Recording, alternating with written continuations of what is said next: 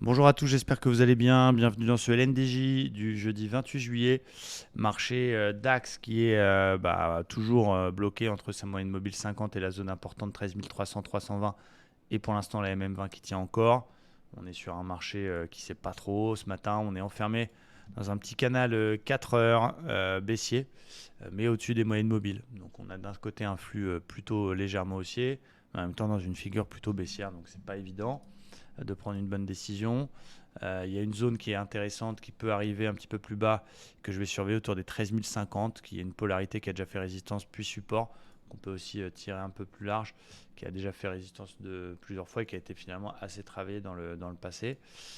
Cette zone, je l'aime bien, on va la surveiller pour éventuellement tenter un petit achat. Attention, ce sont les indices américains qui ont décidé qu'est-ce qui va se passer aujourd'hui après la Fed. Hier, on a eu une explosion, évidemment, il ne faut pas travailler les news, il ne faut pas rentrer sur ce genre d'événement, c'est du gambling.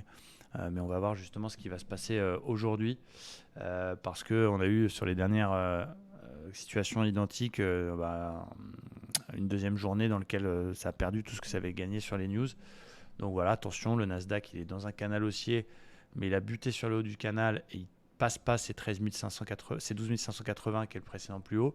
Pour l'instant, il bute un peu.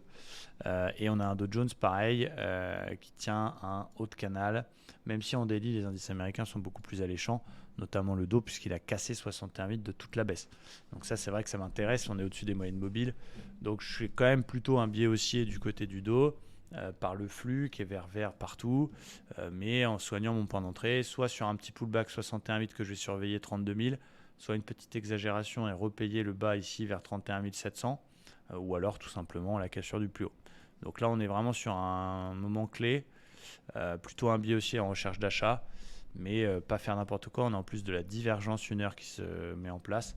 Donc surveiller 32 000, la zone 31 700 et évidemment la cassure du plus haut dans ce biais plutôt acheteur pour moi, même si on est sur des niveaux techniques. On le voit notamment sur le Nasdaq là pour l'instant, qui corrige un petit peu. Il y a aussi Meta qui a annoncé des résultats plutôt décevants, qui pèsent sur la tendance du secteur technologique.